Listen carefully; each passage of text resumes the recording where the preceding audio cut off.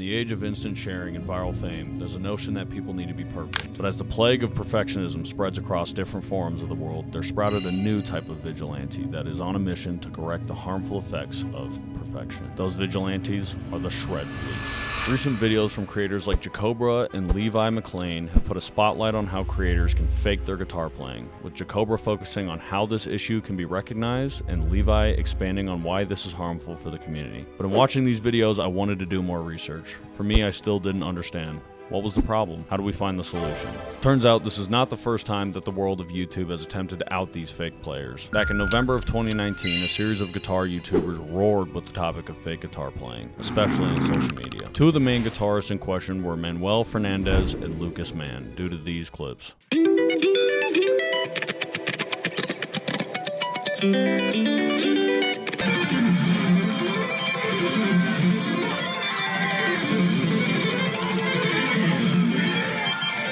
After these videos raised suspicion due to their odd looks and seemingly perfect tones, it had creators discussing the subject matter. Between all these videos, there was one that stood out from the crowd, but we'll get back to that later. After watching these videos in full, I've been able to take away the main two subjects that all of these creators cover: the problem, the solution. The problem. The common two problems that these creators mention are: it sets the standard too high and can discourage others, and that it's not morally correct to lie and then use it as a platform to sell your products. While this may sound reasonable at face value, I don't believe that these issues make sense given what else is being said. Let's start with the first problem, setting the bar too high. This problem doesn't make sense to me given the fact that they all mention the idea that they don't doubt these creators can play and or don't doubt that there is someone out there that can play the parts that they are perceiving to play. Obviously, these guys are phenomenal players, and they're truly pushing the envelope on what's possible on the instrument. Now, this guy can obviously play. You can't even fake that you can play along to it that well without being able to play. Don't get me wrong. I'm not saying he can't play.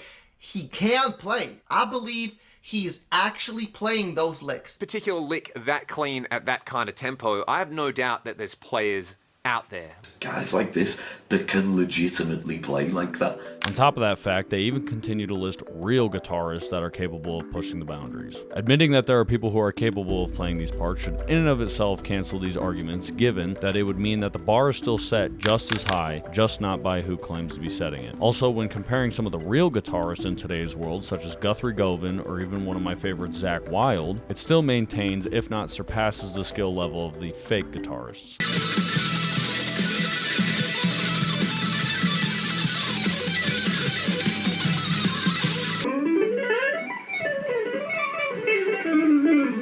See how much she can do just with that one hand.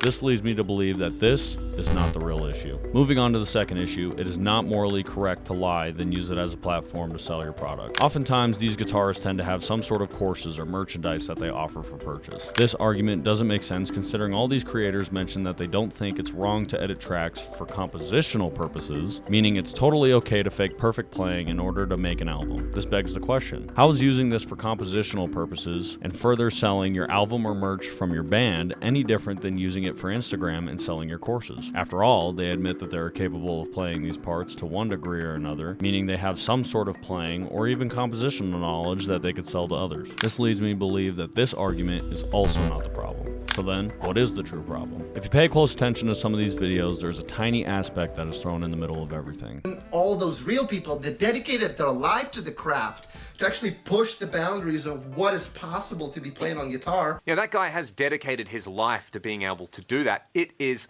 legit. It's pretty amazing the way he can actually play. At a certain point, I have actually thought to myself, what was the point in all of these years of practice and study, to get better at my instrument? There it is, right there, the true problem. It's not because they're being dishonest and making profit or setting the bar too high. It's because it is unfair. For these creators, it's unfair to those who put in the actual time and energy needed to obtain this level of skill. So now the solution that many of these creators offers was to be transparent with your audience. Be transparent about it and be authentic. Transparency is the only ethical path forward. You know it, You know you're avoiding the question, just answer it. It's not that fucking difficult. I'm not going to judge you for it. What I judge you for is misleading people. But what would this change? They would still be faking, and there are some people who would still be buying their products, and some would still be discouraged by their skills. Now let's circle back around. Remember that video I mentioned in the beginning? This video was created by Becoming the Knight, aka Mike the Music Snob, and I believe that this is the one true perspective about this subject. Mike mentions, if you get up on stage live in front of an audience, can you play that part and make it enjoyable for people to listen to? If the answer is yes, the post-processing doesn't matter at all. Zero, not whatsoever. and his reasoning even better. I don't see anyone legitimately making a living or going anywhere without people calling them out. For crying out loud, we're so paranoid about this. We are calling out legitimate, awesome guitar players for being fake just because they're so good we can't believe it. So yes, the shred and metal community is so pretentious enough. I doubt you're gonna get anyone who's really that good at faking it that they're going to be able to fake it to a career. I highly doubt it. At the end of the day, there's going to be people who don't play fair, and we all know it's going to circle back around and they'll get what they deserve. But in the meantime, there is a solution, and I can't say it any better myself, so I'll let Mike tell you. Anyway, stay vigilant. There's always gonna be fake pieces of shit out there trying to get away with fake pieces of shit. Thank you so much for watching this video. If you enjoyed it, please like, comment, subscribe. It would help me out a lot, and I'll see you on the next one. Bye!